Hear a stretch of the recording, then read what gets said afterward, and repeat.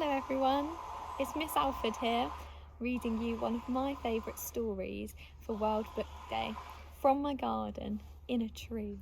So, I want you to make sure you're sitting comfortably to listen to my story. It's called Stanley's Stick.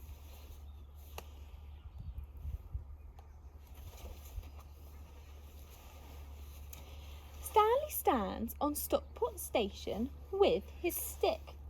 Stanley always carries his stick with him.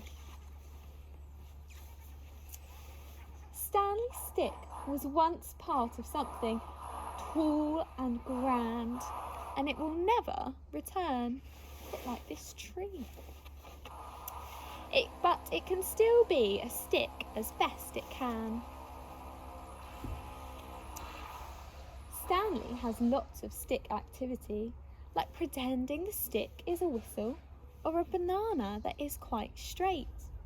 You don't have to be great to be great. Like pretending the stick is a match to catch the world aflame. There is game after sticky game.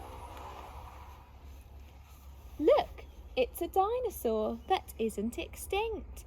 It's a stickosaurus. Grrr. Stanley has tried out some names for his stick, like Starry and Moon, but those names were all the wrong shape. For a while he liked Stirry, but that is better for a spoon. Stanley's stick is good for writing in the sand, in languages only Stanley can understand.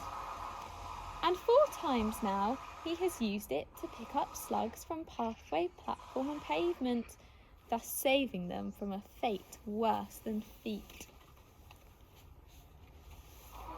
Stanley's friend Bertie has some string, and sometimes they tie the string to the stick's end and pretend to go fishing. Because the fish are pretend, no fish get hurt, said Bertie. So here is Stanley standing on the station, taking his stick for a short stay at the side of the sea with his mum and dad. The train pulls in. Down at the sea, Stanley goes to the side of the tide.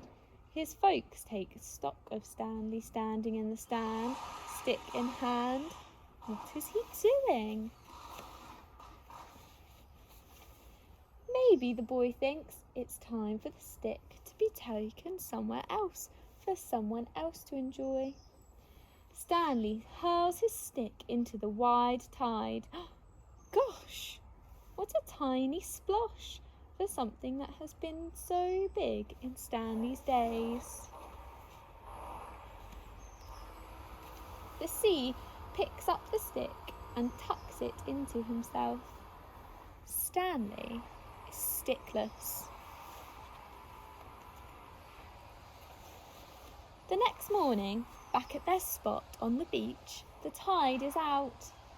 Stanley treads towards the spreading sea. Boats ride seaback out on the distance.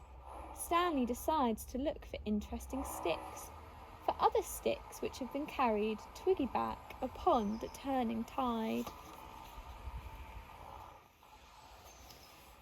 Soon he tumbles upon a stick alone upon the shore. It is quite different from the stick he had before.